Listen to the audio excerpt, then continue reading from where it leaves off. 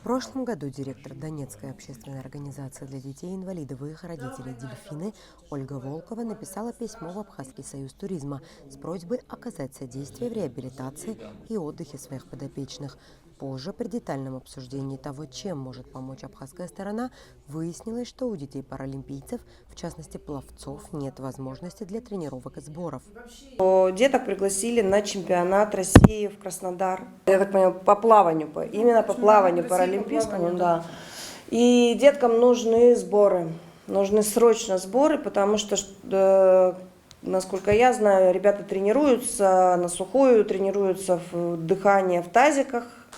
Кто спортсмен, наверное, знает, что это такое. Да, дышит в тазик. Дышат в тазик, чтобы сохранить дыхание. Это тренера лучше расскажут. Я как бы просто как обыватель это знаю, уже вижу. Вот. И у нас было 5 дней.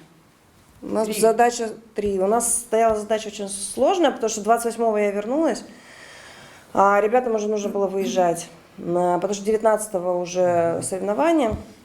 И вот благодаря торгово-промышленной палате, которая никогда не отказывает, откликнулась Тамила Валерьевна, я пришла, говорю, вот так и так, Абхазский союз туризма, мы там обеспечим, что сможем, но вот тоже присоединяйтесь к этой акции, поможем деткам. Сразу откликнулись, сразу помогли.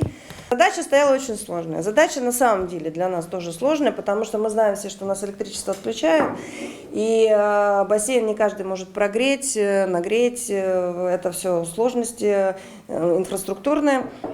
Вот нужно было и отель подобрать, и бассейн. Ну, спасибо большое Руслану Кагоне, который откликнулся сразу же, потому что, сразу скажу, это единственный пока что отель у нас в Абхазии, к сожалению, который доступен полностью. Это называется доступная среда.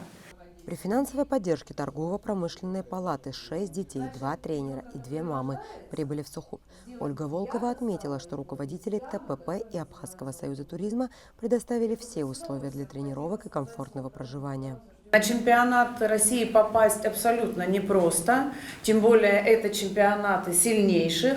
Мы, конечно же, из-за того, что мы не имеем спортивных площадок из-за войны, мы не попадали туда.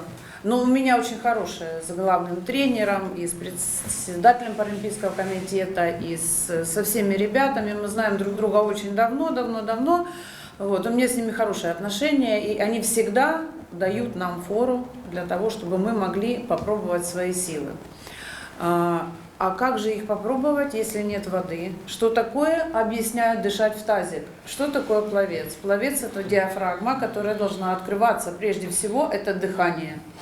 А как оно должно отрабатываться? Конечно же, под водой и в воде, а ее нет.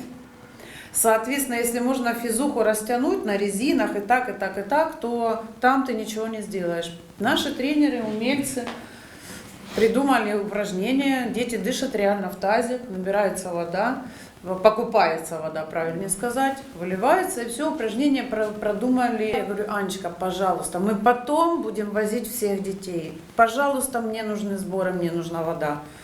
Аня, хорошо, я тебя услышала, вы приедете. Вот точно так же, как я ее попросила, она также мне пообещала. Я знала, что мы поедем. Ни она, ни я не знали вообще, куда, как, что. Монахи нам оплатили дорогу на автобусе. То есть так Господь нас вел сюда, в вашу замечательную Абхазию, что шансов не попасть и не увидеть.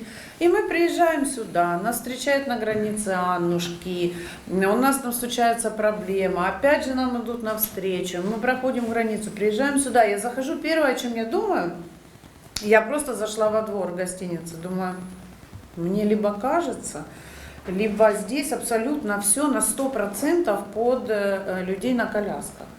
Я зашла, поднялась в лифте, в каждом номере, в каждом абсолютно, я вижу дверной проем.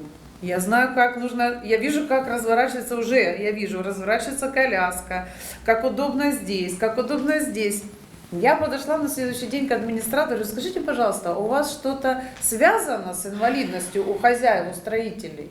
И вечером открывается дверь, заходит прекрасный парень по имени Руслан, мне становится все понятно. То есть даже в этом Господь привел нас именно в это место, где нет никаких абсолютно для нас ограничений. То есть вот вам вода, вот вам тренировки, вот оно, абхазское гостеприимство. То есть каждый человек, с которым мы общаемся, открывает перед нами свои двери. Что нужно, Тамила Валерьевна, что нужно? Давайте, какие вопросы, какие проблемы? Ничего не нужно. Просто дружить, обменяться контактами и дальше продолжать сотрудничать. От имени Ассоциации реабилитологов Абхазии были озвучены планы о совместной работе в будущем и всесторонней поддержке гостей республики на любом этапе. То, что налаживаются взаимоотношения, особенно по такой сфере и в такой теме, это очень важно. Здесь мы работаем с детьми с особенностями тоже. Наше основное направление работы – это дети с детьми с аутизмом, но и с другими особенностями, нарушениями развития детки у нас тоже есть.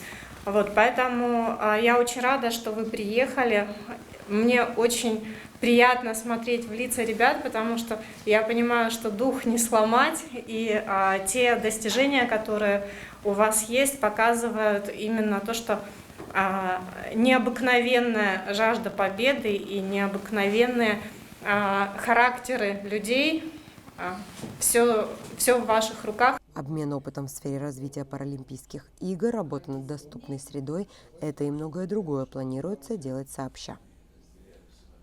Элеонора Гилаян, Инна Лагухава, Абаза ТВ.